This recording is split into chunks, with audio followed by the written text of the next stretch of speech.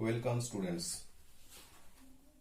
এই ভিডিওতে আমরা তড়িৎ প্রবাহ ও রাসায়নিক বিক্রিয়া চ্যাপ্টারটা সম্পর্কে জানব। ক্লাস 10 এর এটা একটা চ্যাপ্টার। এই চ্যাপ্টারে আমরা তড়িৎ বিশ্লেষ্য পদার্থ, তড়িৎ পরিবহন সংক্রান্ত পরীক্ষা, তড়িৎ বিশ্লেষণের শ্রেণীবিভাগ এবং তড়িৎ বিশ্লেষণের ফলে কি কি নতুন পদার্থ উৎপন্ন হয় সেগুলো সম্পর্কে জানবো এবং তড়িৎ বিশ্লেষণের প্রয়োগ হিসাবে ধাতু নিষ্কাশন জানবো। তোমরা নিশ্চয়ই লক্ষ্য করেছো, বাড়িতে যখন কারেন্টের সাহায্যে বা ইলেকট্রিসিটির সাহায্যে আমরা কোনো লাইট জ্বালাই, তখন সেই লাইট জ্বালানোর জন্য আমাদের তারের প্রয়োজন হয়। তার মানে তার দিয়ে আমরা যখন ইলেকট্রিক সার্কিটটা কমপ্লিট করি বা ইলেকট্রিক কারেন্টের সাথে জুড়ে দিই, তখন লাইটটা জ্বলতে শুরু করে। তারের মধ্যে নিশ্চয়ই তোমরা লক্ষ্য করেছো, তারটা কেটে দিলে তামা বা অ্যালুমিনিয়ামের সরু সরু তার পাওয়া যায়, যেগুলো নিশ্চয়ই ধাতু, তোমরা এটা জানো। অর্থাৎ এই ধাতুগুলোর সাহায্যেই সেখানে তড়িৎ পরিবহন ঘটছে। তাহলে কি একমাত্র ধাতুর সাহায্যে তড়িৎ পরিবহন ঘটে আর অন্য কিছু সাহায্যে তড়িৎ পরিবহন ঘটে না? তেমনটা কিন্তু নয়। তড়িৎ প্রবাহ ঘটে সাধারণত দু ধরনের পদার্থের সাহায্যে। তড়িৎ প্রবাহ ধাতুর সাহায্যে ঘটতে পারে, যেমন সোনা, রূপা, তামা, লোহা, অ্যালুমিনিয়াম এগুলোর সাহায্যে। আর তড়িৎ বিশ্লেষ্য পদার্থের সাহায্যেও ঘটতে পারে। তড়িৎ বিশ্লেষ্য পদার্থের সাহায্যেও ঘটতে পারে। ধাতু তোমরা পড়েছো, ধাতু সম্পর্কে তোমাদের আইডিয়া আছে, বা ধাতু কাকে বলে, তাদের ধর্মগুলো কি, সেগুলো সম্পর্কে তোমরা অলরেডি জানো। এই চ্যাপ্টারে আমরা তড়িৎ বিশ্লেষ্য পদার্থগুলো সম্পর্কে জানবো। তড়িৎ বিশ্লেষ্য পদার্থ কারা?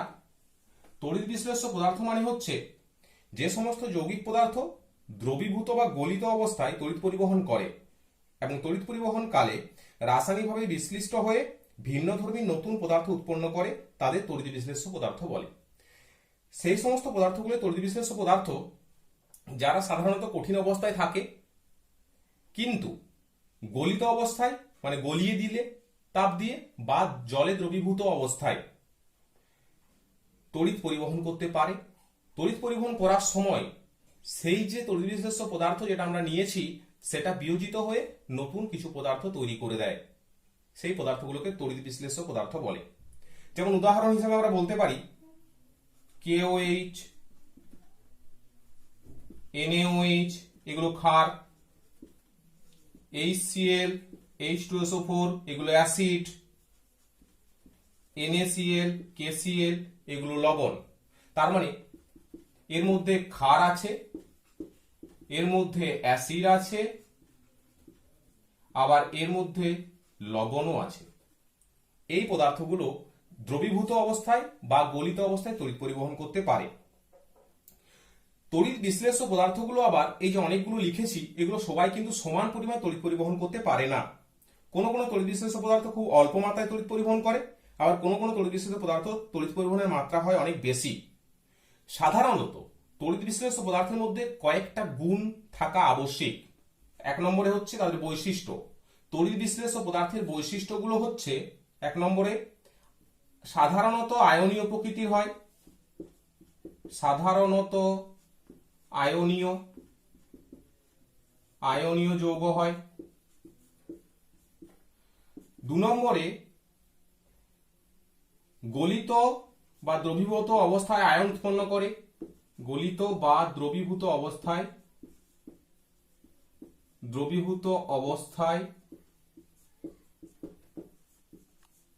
আয়ন উৎপন্ন করতে পারে। এই আয়নগুলি তড়িৎ পরিবহন করে নিয়ে যায়, মানে মাথায় করে আধানটাকে বয়ে নিয়ে যায় এক প্রান্ত থেকে আরেক প্রান্তে। এদের সাহায্যে তড়িৎ পরিবহন করতে পারে তড়িৎ বিশ্লেষ্য পদার্থগুলো, যেটা আমরা একটু পরে আবার ভালোভাবে জানবো। তাপমাত্রা বৃদ্ধি পেলে বিয়োজন মাত্রা বৃদ্ধি পায়। তাপমাত্রা বৃদ্ধি পেলে বিয়োজন মাত্রা বৃদ্ধি পায়। বৃদ্ধি পেলে বিয়োজন মাত্রা বৃদ্ধি পায়। ঠিক আছে, এইগুলো হলো এদের সাধারণ ধর্ম। এই তড়িৎ বিশ্লেষ্য পদার্থ যারা তড়িৎ পরিবহন করতে পারছে গলিত বা দ্রবীভূত অবস্থায়, তারা কিন্তু সলিড অবস্থা থাকলে বা কঠিন অবস্থা থাকলে তড়িৎ পরিবহন করতে পারবে না, কারণ তখন তারা বিয়োজিত হতে হবে না। আর বিয়োজিত না হলে আয়ন উৎপন্ন করতে পারবে না, আর আয়ন না উৎপন্ন করতে পারলে তড়িৎ পরিবহন করতে পারবে না। আবার তড়িৎ বিশ্লেষণ পদার্থ যারা আছে তাদের কিন্তু সবার তড়িৎ বিশ্লেষণ ক্ষমতা একই রকম নয়, সবাই সমপরিমাণ তড়িৎ পরিবহন করতে পারে না। এদেরকে আবার দুটো ভাগে ভাগ করা যায়, তড়িৎ বিশ্লেষণ পদার্থকে আবার দুটো ভাগে ভাগ করা যায়, যারা অনেক বেশি পরিমাণ তড়িৎ পরিবহন করে আর যারা কম পরিমাণ তড়িৎ পরিবহন করে। তার মানে তড়িৎ বিশ্লেষ্য পদার্থের দুটো ভাগ থাকবে। তড়িৎ বিশ্লেষ্য পদার্থের আবার দুটো ভাগ, একটা হচ্ছে তীব্র তড়িৎ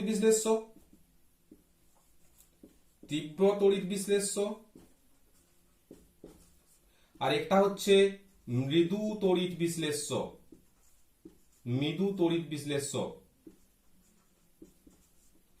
এইগুলো কি? তীব্র তড়িৎ বিশ্লেষ্য পদার্থগুলো কি হয়, যেগুলো সব যতগুলো দিয়েছি আমরা সবগুলোই আয়নিত হয়ে যায়, আয়নে ভেঙে যায়। তার মানে সব যতগুলো পদার্থ দিয়েছি সবগুলোই বিয়োজিত হয়। তার মানে সমস্ত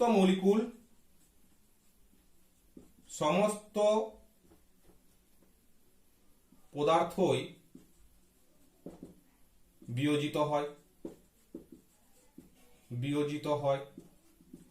এখানে আংশিক বিয়োজন ঘটে। তার মানে আমরা হয়তো 100টা দিয়েছি, তার 80টা বিয়োজিত হয়নি, মাত্র 20টা বিয়োজিত হয়েছে, আংশিক বিয়োজন ঘটে। তার মানে তোমরা নিশ্চয়ই বুঝতে পারছো, যদি 100টা এখানে দিয়ে থাকি তাহলে 100টা এখানে বিয়োজিত হয়ে যাবে, কিন্তু যদি 100টা এখানে দিয়ে থাকি তাহলে মাত্র 20টা বিয়োজিত হবে, 80টা বিয়োজিত হবে না। এখানে যেহেতু 100টা দিলে 100টাই বিয়োজিত হয়ে যায়, তাই অনেক বেশি সংখ্যক আয়ন তৈরি করবে, তাই অনেক বেশি সংখ্যক তড়িৎ পরিবহন করতে পারবে। কিন্তু এখানে যেহেতু 100টা দিয়েছি, মাত্র 20টা বিয়োজিত হয়েছে, তাই বেশি সংখ্যক আয়ন তৈরি করতে পারেনি, তাই বেশি সংখ্যক তড়িৎ পরিবহন ও ঘটবে না। এখানে যেহেতু সম্পূর্ণরূপে বিয়োজিত হয়ে যায়, তার এই বিয়োজন মাত্রা এক হয়। বিয়োজন মাত্রা মানে হচ্ছে কতগুলো দিয়েছি আর কতগুলো বিয়োজিত হয়েছে তার অনুপাতটা। তার মানে বিয়োজন মাত্রা মানে হচ্ছে কত অংশ আয়নিত হয়েছে। বিয়োজন মাত্রা মানে হচ্ছে কত অংশ বিয়োজিত হয়েছে।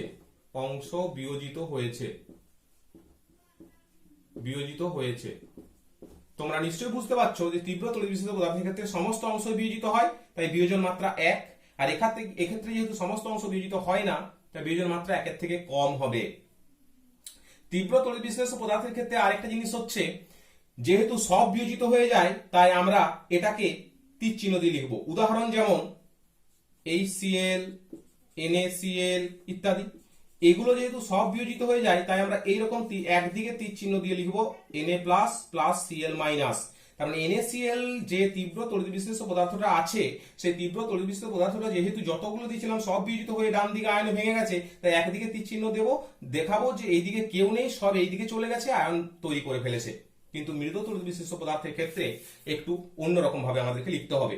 এর উদাহরণ ধরো অ্যাসিটিক অ্যাসিড CH3COOH, HCN, এইগুলো সব হলো মৃদু তড়িৎ বিশ্লেষ্য পদার্থ। এগুলো লেখার সময় আমাদেরকে কিন্তু একদিকে দিলে চলবে না। কেন না, এই দিকেও কিছু সংখ্যক থেকে যাবে অবিয়োজিত অবস্থায়, আর এই দিকে কিছু সংখ্যক বিয়োজিত হবে। তার মানে এই দিকে যারা আছে তারা অবিয়োজিত। তার মানে সবাই বিয়োজিত হয়নি, আর এইদিকে বিয়োজিত হওয়ার পরে বা ভেঙে গিয়ে আয়ন তৈরি করেছে যারা, তারা এইদিকে চলে গেছে। যেহেতু দুই দিকে আছে, তাই এইদিকে একটা ডবল হেডেড অ্যারো দিতে হবে।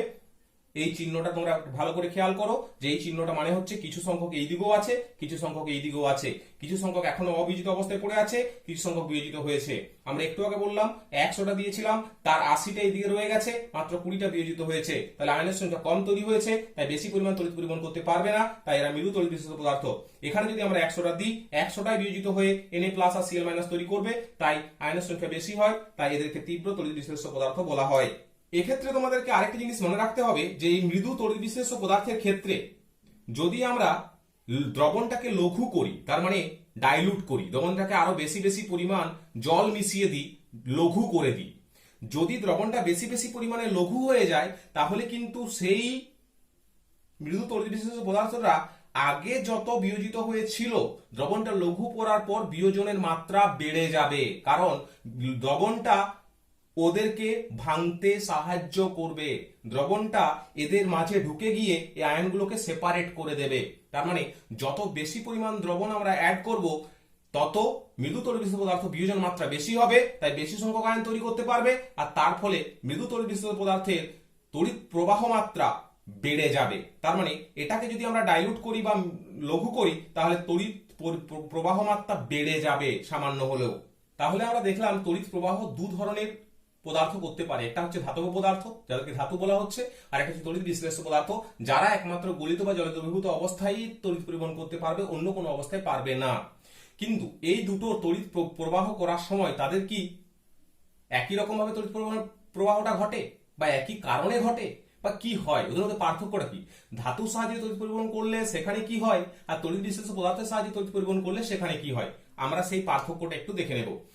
ধাতুর সাহায্যে তড়িৎ পরিবহন করলে এ কঠিন অবস্থায় তড়িৎ পরিবহন করতে পারে, কঠিন অবস্থায় তড়িৎ পরিবহন করতে পারে, কঠিন অবস্থায় তড়িৎ পরিবহন করতে পারে,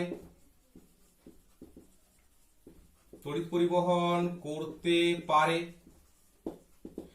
এ একমাত্র গলিত বা দ্রবীভূত অবস্থায় পারে, গলিত বা দ্রবীভূত অবস্থায় পারে, দ্রবীভূত অবস্থায় পারে, এটা মেইন ডিফারেন্স। 2 নম্বর হচ্ছে ইলেকট্রন তড়িৎ পরিবহনের জন্য দায়ী, ইলেকট্রন তড়িৎ পরিবহনের জন্য দায়ী, তড়িৎ পরিবহনের জন্য দায়ী। আর এখানে আয়ন তড়িৎ পরিবহনের জন্য দায়ী, এখানে আয়ন দায়ী। 3 নম্বরে হচ্ছে একমাত্র ভৌত ধর্মের পরিবর্তন হতে পারে, একমাত্র ভৌত ধর্মের পরিবর্তন হতে পারে, ধর্মের পরিবর্তন হতে পারে, পরিবর্তন হতে পারে। এর ক্ষেত্রে রাসায়নিক ধর্মের পরিবর্তন ঘটে, রাসায়নিক ধর্মের পরিবর্তন ঘটে। 4 নম্বরে হচ্ছে তাপমাত্রা বৃদ্ধি পেলে পরিবাহিতা হ্রাস পায়, তাপমাত্রা বৃদ্ধি পেলে ধাতুর ক্ষেত্রে পরিবাহিতা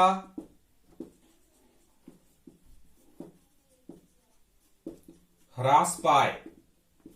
এর ক্ষেত্রে তড়িৎ বিশ্লেষ্য পদার্থের ক্ষেত্রে তাপমাত্রা বৃদ্ধি পেলে, তাপমাত্রা বৃদ্ধি পেলে পরিবাহিতা বৃদ্ধি পায়, পরিবাহিতা বৃদ্ধি পায়। এখানে খেয়াল করতে হবে তোমাদেরকে যে তাপমাত্রা বৃদ্ধি পেলে পরিবাহিতা হ্রাস পায় কেন? কারণ রোধ বেড়ে যায়। তোমরা ওহমের সূত্র পড়েছো যে তাপমাত্রা বৃদ্ধি পেলে ওহমের সূত্র অনুযায়ী রোধ বৃদ্ধি পায়, রোধ বৃদ্ধি পেয়ে গেলে তড়িৎ পরিবহন ক্ষমতাটা কমে যাবে বা পরিবাহিতা কমে যাবে। এর ক্ষেত্রে তাপমাত্রা বৃদ্ধি পেলে কি হয়, বেশি সংখ্যায় আয়নিত হতে পারে এবং আয়নগুলো যারা তড়িৎ পরিবহন করছে তাদের তাপমাত্রা বৃদ্ধি করে দিলে ছোটাছুটি, বিশৃঙ্খলতা, দৌড়ানোর ক্ষমতা, গতিশক্তি বেড়ে যাবে, আর সেই জন্য তাপমাত্রা বৃদ্ধি পেলে পরিবাহিতাও বৃদ্ধি পেয়ে যাবে। এখানে ধাতুর মধ্যে উপস্থিত পরমাণুগুলির স্থান অপরিবর্তিত থাকে, ধাতুর মধ্যে উপস্থিত পদার্থ স্থান অপরিবর্তিত থাকে, অপরিবর্তিত থাকে। আর এর ক্ষেত্রে আয়নগুলো স্থান পরিবর্তন ঘটায়, আয়নগুলি স্থান পরিবর্তন ঘটে, পরিবর্তন ঘটে। তার মানে তোমরা বুঝতে পারলে যে এখানে ধাতু আর তড়িৎ বিশ্লেষ্য পদার্থের মধ্যে তড়িৎ পরিবহন করার সময় দুটোর ক্ষেত্রে কিন্তু ক্রাইটেরিয়া একই রকম কাজ করে না, দুটোর ক্ষেত্রে সামান্য একটু ভিন্নতা আছে। এখানে আরেক ধরনের যৌগ আছে বা আরেক ধরনের পদার্থ আছে যে সমস্ত পদার্থগুলো গলিত বা জলে দ্রবীভূত অবস্থায় কোনো অবস্থাতে তড়িৎ পরিবহন করতে পারে না, তাদেরকে তড়িৎ অবিশ্লেষ্য পদার্থ বা তড়িৎ অপরিবাহী বলা হয়। তার মানে কোনো অবস্থাতে এরা তড়িৎ পরিবহন করতে পারে না। যেমন যেমন চিনি, যেমন গ্লুকোজ, ইউরিয়া,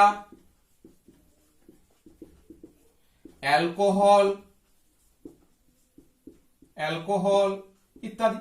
এগুলোকে আমরা জলে গুলে দিয়ে যদি তার মধ্য দিয়ে কারেন্ট চালানোর কথা ভাবি, বা জলে গুলে দিয়ে তার মধ্যে যদি একটা কারেন্টের তার ফেলে দিই, আমরা দেখব তার মধ্যে তড়িৎ পরিবহন ঘটছে না, বা সফট ইলেকট্রিক শক খেয়ে যাচ্ছি না আমরা। তার মানে তড়িৎ পরিবহন এদের মধ্য দিয়ে ঘটে না। তার মানে চিনি, গ্লুকোজ, ইউরিয়া, অ্যালকোহল এগুলোর মধ্য দিয়ে তড়িৎ পরিবহন ঘটে না, তাই এদেরকে তড়িৎ অবিশ্লেষ্য পদার্থ বা তড়িৎ অপরিবাহী বলা হয়। এর কারণ কি? কারণ এরা দ্রবীভূত অবস্থায় আয়ন তৈরি করতে পারে না। দ্রবীভূত অবস্থায় আয়ন তৈরি করতে পারে না, আয়ন তৈরি করে না, তাই এদেরকে তড়িৎ অবিশ্লেষ্য পদার্থ বলা হয়। তাহলে আমরা তিনটে জিনিস দেখলাম, ধাতু দেখলাম, তড়িৎ বিশ্লেষ্য পদার্থ দেখলাম, তার দুটো ভাগ দেখলাম, একটা হচ্ছে মৃদু তড়িৎ বিশ্লেষ্য, একটা হচ্ছে তীব্র তড়িৎ বিশ্লেষ্য, আর একটা দেখলাম তড়িৎ অবিশ্লেষ্য পদার্থ। এখন আমরা দেখব তড়িৎ পরিবহন সংক্রান্ত পরীক্ষা। তার মানে কোন তড়িৎ বিশ্লেষ্য পদার্থ তড়িৎ পরিবহন করতে পারছে আর কোনটা পাচ্ছে না, সেটা আমরা বুঝবো কি করে? আমরা নিশ্চয়ই তার দ্রবণ বানিয়ে বা তাকে আমরা গুলে নিয়ে তার মধ্যে কারেন্টের তার ফেলে দিয়ে হাত দিয়ে দেখবো না, তাহলে আমাদের জীবনহানি হতে পারে। তার জন্য তড়িৎ বিশ্লেষণ সংক্রান্ত পরীক্ষা আছে কিছু, যেগুলো সাহায্যে আমরা বুঝতে পারবো যে কোন পদার্থ তড়িৎ পরিবহন করছে, কোন পদার্থ তড়িৎ পরিবহন করছে না। তার জন্য আমাদেরকে কি করতে হবে? একটা সেটআপ বানাতে হবে। তার মানে একটা যন্ত্রের মতো তৈরি করতে হবে আমাদেরকে, যেটা সাহায্যে আমরা বুঝতে পারবো যে তড়িৎ পরিবহন ঘটছে কি ঘটছে না কোন একটা তড়িৎ বিশ্লেষ্য পদার্থের মধ্য দিয়ে। সেটার জন্য আমাদেরকে কি করতে হবে? যে পদার্থটা তড়িৎ পরিবহন করছে কি করছে না দেখছি, সেটাকে গলাতে হবে, তরল করতে হবে, বা জলে দ্রবীভূত করে নিতে হবে।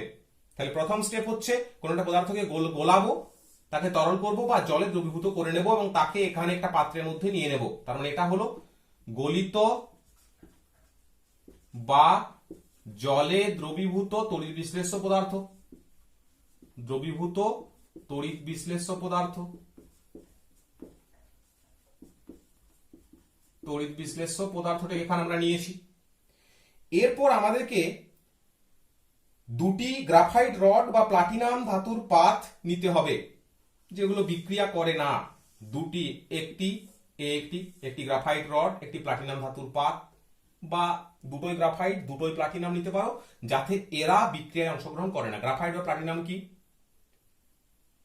ওরা রাসায়নিক বিক্রিয়া ঘটায় না, নিষ্ক্রিয়।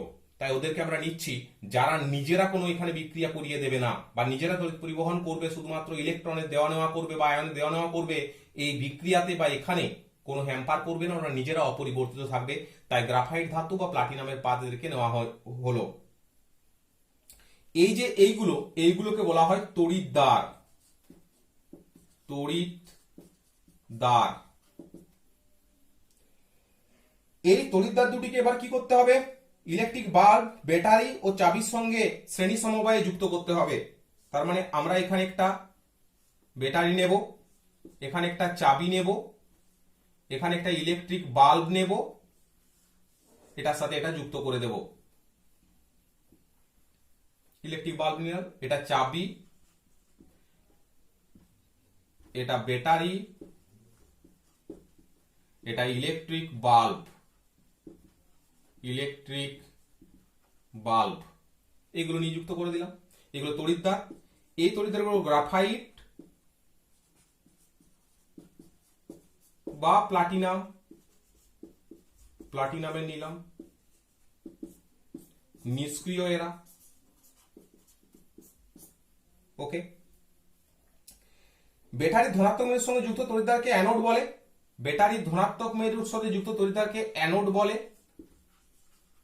আর ঋণাত্মক মেরুর সাথে, এদিকটা পজিটিভ এদিকটা নেগেটিভ, ঋণাত্মক মেরুর সাথে যুক্ত তড়িৎদ্বারকে ক্যাথোড বলে।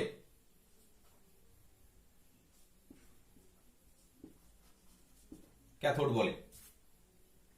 তার মানে এদিকটা পজিটিভ তড়িৎদ্বার, এদিকটা নেগেটিভ তড়িৎদ্বার।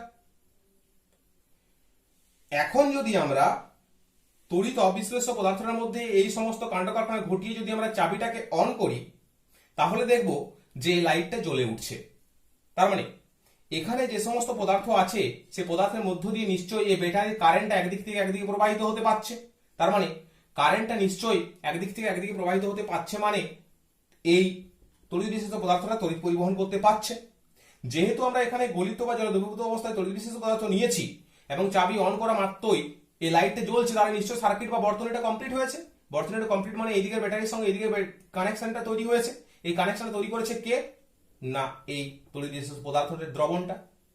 তাহলে নিশ্চয়ই এই বরাবর কারেন্টের ফ্লোটা আসছে, তাহলে ইলেকট্রিক বাল্বটা দেখবো জ্বলে উঠেছে, তার মানে নিশ্চয়ই তড়িৎ পরিবহন ঘটেছে।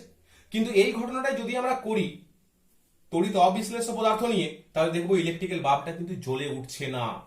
তার মানে নিশ্চয়ই তড়িৎ অবিশ্লেষ্য পদার্থটা তড়িৎ পরিবহন করতে পারছে না, সেই জন্য ইলেকট্রিক বাল্বটা জ্বলার জন্য পুরো সার্কিট কমপ্লিট হওয়ার যে কন্ডিশন সেটা স্যাটিসফাই করছে না, এবং পুরো সার্কিট কমপ্লিট না হলে কখনো এটা কিন্তু জ্বলবে না, তাই ইলেকট্রিক বাল্বটা জ্বলছে না। এবং সেখান থেকে আমরা বুঝতে পেরে যাব যে তড়িৎ পরিবহন করছে না।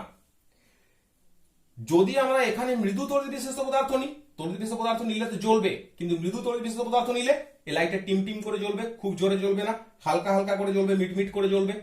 আর যদি আমরা তীব্র তড়িৎ বিশিষ্ট পদার্থ নিই, তাহলে লাইটটা অনেক ভালোভাবে জ্বলতে পারবে। কেননা মৃদু তড়িৎ বিশিষ্ট পদার্থ নিলে তড়িৎ পরিবহন মাত্রা তার কম হওয়ার কারণে এখান দিয়ে পাস করার সময় অত বেশি কারেন্ট পাঠাতে পারবে না এই দ্রবণটা, সেই জন্যে এখানে এই লাইটটা মিটমিট করে জ্বলবে, বেশি জোরে জ্বলবে না। কিন্তু তীব্র তড়িৎ বিশিষ্ট পদার্থ নিলে কিন্তু এই লাইটটা অনেক জোরে জ্বলবে, কেননা তড়িৎ পরিবহন মাত্রা তার অনেক বেশি, সেই কারণে। এখন আমাদেরকে এই প্রশ্নটা এনসার জানতে হবে, তড়িৎ বিশ্লেষ্য পদার্থের মধ্য দিয়ে তড়িৎ পরিবহনটা কিভাবে হচ্ছে। হচ্ছে তো বুঝতে পারলাম, কিন্তু হচ্ছে কিভাবে, কারা করছে এবং কিভাবে করছে। এই প্রশ্নটার এনসার পেতে হলে আমাদেরকে তড়িৎ বিশ্লেষ্য পদার্থ একটা যেমন ধরে নিতে হবে NaCl। NaCl যদি গলিত বা জলে দ্রবীভূত অবস্থায় থাকে, তাহলে ওরা আয়নে ভেঙে যাবে, Na প্লাস আর Cl মাইনাসে ভেঙে যাবে। এই ধরনের পদার্থ যদি আমরা বলি Ha, তাহলে এটা গলিত বা জলে দ্রবীভূত অবস্থায় H প্লাস প্লাস A মাইনাসে ভেঙে যাবে। ধরে নিলাম এটা জেনারেল, একটা সবসময় তো NaCl নাও হতে পারে, তাহলে আমরা একটা জেনারেল নিলাম যে Ha হলো একটা তড়িৎ বিশিষ্ট পদার্থের মতো ধরে নাও।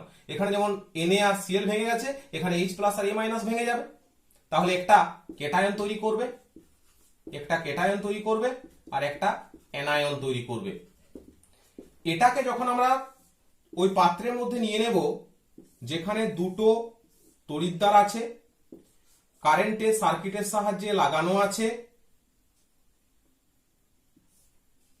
চাবি ব্যবহার করা আছে এবং একটা বাল্ব আমরা লাগিয়ে দিয়েছি। এখানে আমরা তড়িৎ বিশ্লেষ্য পদার্থটা নিয়ে নিয়েছি, যেখানে গলিত বা জলে দ্রবীভূত অবস্থায় নিয়েছি, তার মানে এখানে থাকবে H প্লাস থাকবে আর A মাইনাস থাকবে। এটা ব্যাটারির ঋণাত্মক মেরু, এটা ব্যাটারির ধনাত্মক মেরু।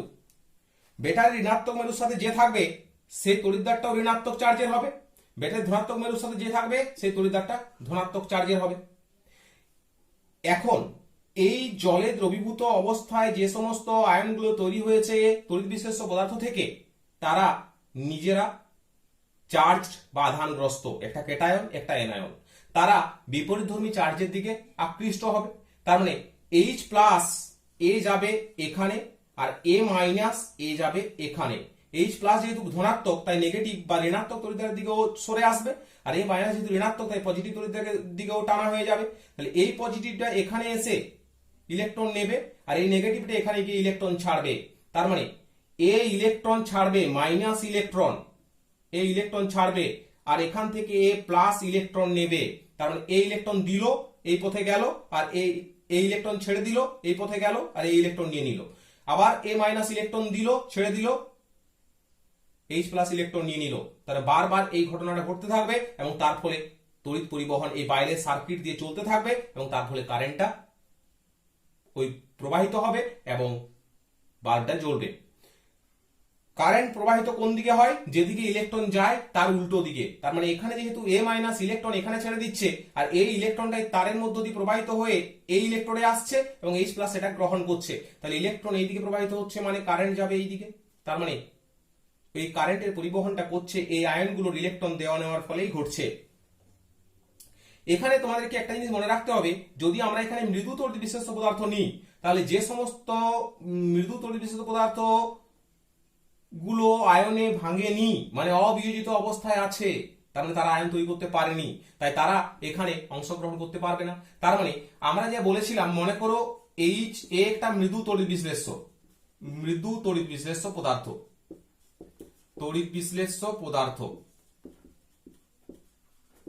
এর 100টা আমরা নিয়েছি, 80টা বিয়োজিত হয়নি,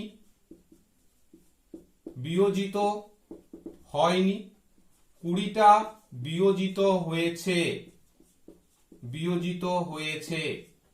এই 20টি যে আয়ন তৈরি করেছে সেই আয়নগুলো তড়িৎ পরিবহন করবে। এই 80টা যারা বিয়োজিত হয়নি তারা তড়িৎ পরিবহন করতে পারবে না, এরা তড়িৎ পরিবহন করবে, কারণ আয়নই তড়িৎ পরিবহন করছে এখানে। তাই যারা আয়ন তৈরি করতে পারেনি তারা তড়িৎ পরিবহন করতে পারবে না, আর যারা আয়ন তৈরি করতে পেরেছে তারা তড়িৎ পরিবহন করতে পারবে। আরেকটা কথা তোমাদেরকে এখানে মনে রাখতে হবে যে এই তড়িৎ বিশ্লেষণ বা কারেন্ট প্রবাহিত হওয়ার সময় ক্যাথায়ন আর এনায়নের মোট চার্জ সমান থাকে, বা তড়িৎ বিশ্লেষণের তড়িৎ নিরপেক্ষতা সমান থাকে। তার মানে এখানে এ যতগুলো ইলেকট্রন ছাড়বে এখানে এ ততগুলো ইলেকট্রন গ্রহণ করবে। যদি মনে করো কোপার 2+ হয়, তাহলে কোপার 2+ মানে কোপার একটা কোপার 2+ তৈরি করলে দুটো ইলেকট্রন ছেড়ে দেয়, তাহলে দুটো ইলেকট্রন যদি ছেড়ে দেয় তাহলে এখান থেকে এমন কাউকে থাকতে হবে যে দুটো ইলেকট্রন গ্রহণ করবে, বা দুজন দুটো ইলেকট্রন গ্রহণ করবে। যদি এখানে অ্যানায়ন থাকে একটা x মাইনাস, তাহলে 2x মাইনাস 2x দুটো ইলেকট্রন গ্রহণ করে 2x মাইনাস তৈরি করবে। তার মানে এই দুটো ছাড়লে এখানে দুটোকে গ্রহণ করতে হবে, যাতে এখানে কোনো বাড়তি ইলেকট্রন পড়ে না থাকে, তাতে তড়িৎ বিশ্লেষ্য পদার্থটা যেটা এখানে রাখা আছে সেটা তড়িৎ নিরপেক্ষতা বজায় থাকবে। এখন আমরা দেখব তড়িৎ বিশ্লেষণ। এটা একটা পদ্ধতি যার সাহায্যে আমরা বাইরে থেকে ব্যাটারির সাহায্যে কারেন্ট পাঠিয়ে তড়িৎ বিশ্লেষ্য পদার্থের তড়িৎ বিশ্লেষণ ঘটাবো, মানে রাসায়নিকভাবে পরিবর্তন করব। তার মানে আমরা বাইরে থেকে কারেন্ট পাঠিয়ে তড়িৎ পরিবহন ঘটিয়ে আমরা বাইরে থেকে কারেন্ট পাঠাচ্ছি ইচ্ছে করে, এবং তার ফলে পদার্থটা রাসায়নিকভাবে পরিবর্তিত হচ্ছে। তার মানে বাইরে থেকে কারেন্ট পাঠিয়ে, বাইরে থেকে তড়িৎ পাঠিয়ে তড়িৎ বিশ্লেষ্য পদার্থের রাসায়নিক পরিবর্তন ঘটানো, তড়িৎ বিশ্লেষ্য পদার্থের রাসায়নিক পরিবর্তন ঘটানো, রাসায়নিক পরিবর্তন ঘটানো। আচ্ছা, এই কাজটা করব কেন আমরা? তড়িৎ বিশ্লেষণের কিছু অ্যাপ্লিকেশন আছে আমাদের বিভিন্ন পারপাসে, আমাদের দৈনন্দিন জীবনে বিভিন্ন পারপাসে আমাদের তড়িৎ বিশ্লেষণ ব্যবহার করে অনেক কিছু ক্ষেত্রে অনেক ভালো জিনিস তৈরি করতে পারি, বা কোনো গ্যাস তৈরি করার জন্য, কোনো পদার্থের উপর অন্য কোনো পদার্থের আস্তরণ বা প্রলেপ ঘটানোর জন্য, ধাতু নিষ্কাশনের জন্য বিভিন্ন পারপাসে আমরা এই তড়িৎ বিশ্লেষণ ঘটনাটা ব্যবহার করে থাকি। তাহলে তড়িৎ বিশ্লেষণ আমরা করতে গেলে আমাদেরকে বাইরে থেকে তড়িৎ পাঠাতে হবে, এবং তার ফলে পদার্থটা রাসায়নিক পরিবর্তন ঘটবে, এবং সেই রাসায়নিক পরিবর্তনটা আমাদের বিভিন্ন পারপাসে আমরা কাজে লাগাবো। কিন্তু এই তড়িৎ বিশ্লেষণ ব্যাপারটা কি? তড়িৎ বিশ্লেষণের সংজ্ঞা হচ্ছে দ্রবীভূত বা গলিত তড়িৎ বিশ্লেষ্য পদার্থের মধ্য দিয়ে তড়িৎ প্রবাহ চালনা করে পদার্থটি রাসায়নিক বিয়োজন ঘটিয়ে ভিন্ন ধর্মবিশিষ্ট নতুন পদার্থ উৎপন্ন করার প্রক্রিয়াকে তড়িৎ বিশ্লেষণ বলে। তার মানে তড়িৎ পাঠিয়ে রাসায়নিক পরিবর্তন ঘটাবো তড়িৎ বিশ্লেষ্য পদার্থটা, এবং তার ফলে নতুন পদার্থ তৈরি করব, সেই ঘটনাটাকে তড়িৎ বিশ্লেষণ বলে। এর জন্য আমাদের কি লাগবে? এই জন্য আমাদের লাগবে দুটো তড়িৎদ্বার লাগবে। একটু আগে তোমাদেরকে বললাম সেগুলো হবে সুপরিবাহী, যাদের মধ্যে দিয়ে কারেন্ট প্রবাহিত হতে পারে, আবার ওরা নিষ্ক্রিয় হলেই ভালো হয়, যাতে ওরা অন্য কোনো রিয়াকশন বা অন্য কোনো বিক্রিয়া না ঘটিয়ে ফেলে, শুধুমাত্র তড়িৎ বিশ্লেষ্য পদার্থটিরই বিক্রিয়াটি ঘটে, তড়িৎদ্বারগুলোর কোনো রাসায়নিক পরিবর্তন না ঘটে যায়। সেরকম হলে প্লাটিনাম, নিকেল, আয়রন, কপার অথবা গ্রাফাইট এইগুলো ব্যবহার করা যেতে পারে। এই তড়িৎদ্বার দুটো হয়, একটা হচ্ছে ক্যাথোড তড়িৎদ্বার আর একটা হচ্ছে অ্যানোড তড়িৎদ্বার। একটা পজিটিভ তড়িৎদ্বার, একটা নেগেটিভ তড়িৎদ্বার। তড়িৎদ্বার লাগবে দুটো, আর একটা ভোল্টামিটার লাগবে। ভোল্টামিটারটা হচ্ছে পুরো সিস্টেমটা, পাত্র, তড়িৎদ্বার সব সমেত ভোল্টামিটার। তার মানে তড়িৎ বিশ্লেষণ সম্পন্ন করতে দ্রবীভূত বা গলিত তড়িৎ বিশ্লেষ্য একটি পাত্রে নেওয়া হয়। তড়িৎ বিশ্লেষ্য রাখার পাত্র, তড়িৎ বিশ্লেষ্য এবং তড়িৎদ্বার সব মিলিয়ে যে পদার্থ, যে সিস্টেমটা তৈরি হয়েছে বা যে ব্যবস্থাটা, একে ভোল্টমিটার বলা হয়। ওকে, তাহলে ভোল্টামিটারের সাহায্যে আমরা তড়িৎ বিশ্লেষণ ঘটনাটা ঘটাই। তার ফলে আমরা কোনো একটা তড়িৎ বিশ্লেষ্য পদার্থের রাসায়নিক পরিবর্তন ঘটিয়ে নতুন কোনো পদার্থ তৈরি করি। আমরা যদি এখন দেখি যে NaCl এর তড়িৎ বিশ্লেষণ ঘটালে কি হয়, একটু আমরা দেখে নেব। NaCl এর তড়িৎ বিশ্লেষণ করতে গেলে আমরা যে সিস্টেমটা নিয়েছি সেটা হচ্ছে একটা ভোল্টামিটার নিয়েছি, যেখানে দুটো তড়িৎদ্বার আছে, তড়িৎদ্বার প্লাটিনাম তড়িৎদ্বার নিয়েছি, ব্যাটারি নিয়েছি, চাবি নিয়েছি। এই দিকটা যেহেতু ব্যাটারি নেগেটিভ, এই দিকটা পজিটিভ, তাই এই তড়িৎদ্বারটা নেগেটিভ, এই তড়িৎদ্বারটা পজিটিভ। এটাকে বলা হয় অ্যানোড আর এটাকে বলা হয় ক্যাথোড। এখানে আমরা NaCl এর গলিত দ্রবণ নিয়েছি। NaCl এর গলিত দ্রবণ মানে হচ্ছে NaCl কে গলিয়ে দিলে Na+ আর Cl- আয়নে ভেঙে যাবে, তাই এখানে থাকবে Na+ আর এখানে থাকবে Cl-, একটা কেটায়ন আর একটা অ্যানায়ন থাকবে। এখন যখনই আমরা কারেন্ট পাঠাবো, বাইরের চাবি অন করে দিয়ে কারেন্ট পাঠাবো, তখনই দেখবো যে Na+ গুলো এখানে এসে চলে আসছে, কেননা নেগেটিভ তড়িৎদ্বারের দিকে পজিটিভ আয়নগুলো চলে আসবে আর পজিটিভ তড়িৎদ্বারের দিকে নেগেটিভ আয়নগুলো চলে যাবে। এই আয়ন Cl- গুলো অ্যানোডে গিয়ে ইলেকট্রন বর্জন করবে, কারণ অ্যানোডটা পজিটিভ মানে ইলেকট্রন কমতি আছে, এর কাছে ইলেকট্রন বাড়তি আছে, তাই ইলেকট্রনগুলো এখানে গিয়ে ছেড়ে দেবে এর ইলেকট্রনের ঘাটতি পূর্ণ করার জন্য।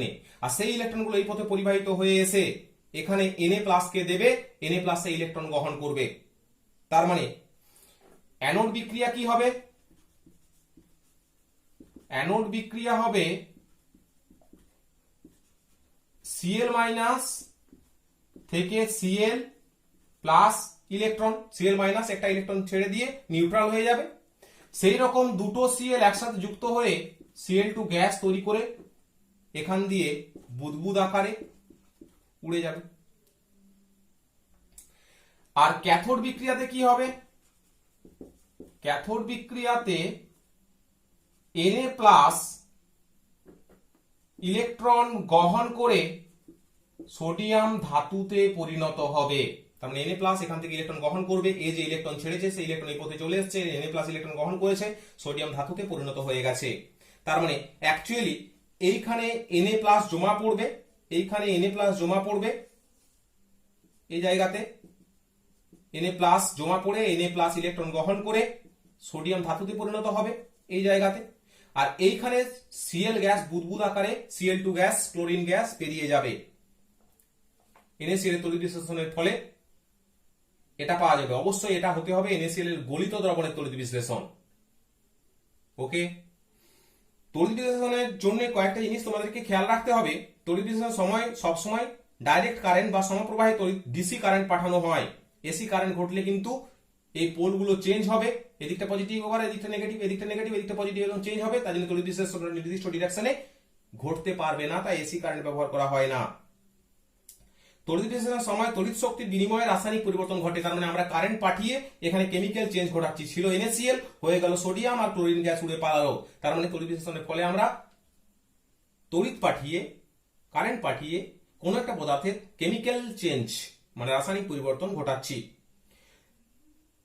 যে তড়িৎদ্বারে ক্যাটায়নগুলি ইলেকট্রন গ্রহণ করে পরস্পর পরিণত হয় তাকে ক্যাথোড বলে। এখানে ক্যাটায়নগুলি ইলেকট্রন গ্রহণ করে, ক্যাথোডে কি হয়েছে, ক্যাটায়নগুলি ইলেকট্রন গ্রহণ করে পরস্পর পরিণত হয়েছে, সেটা হলো ক্যাথোড। আর অ্যানোডে অ্যানায়নগুলি ইলেকট্রন বর্জন করে পরস্পর পরিণত হয়। অ্যানোডে অ্যানায়নগুলি ইলেকট্রন বর্জন করে পরস্পর পরিণত হয়েছে, একে অ্যানোড বলা হয়। তার মানে অ্যানোড এবং ক্যাথোডে জারণ বিজারণ বিক্রিয়া ঘটে। ক্যাথোডে কি ঘটে? ক্যাথোডে ঘটে বিজারণ বিক্রিয়া, ক্যাথোডে বিজারণ বিক্রিয়া, আর অ্যানোডে জারণ বিক্রিয়া। তার মানে এখানে হবে জারণ আর এখানে হবে বিজারণ। ওকে, তড়িৎ বিশ্লেষণের এই পার্টটাতে যদি কারো কোনো প্রবলেম থেকে থাকে তাহলে তোমরা কমেন্ট বক্সে জানিও, আমি সাধ্যমতো উত্তর দেওয়ার চেষ্টা করব। এবং সবাই এই চ্যানেলটাকে সাবস্ক্রাইব করো যাতে তোমরা পরবর্তী ভিডিওগুলো আপডেট পেতে থাকো।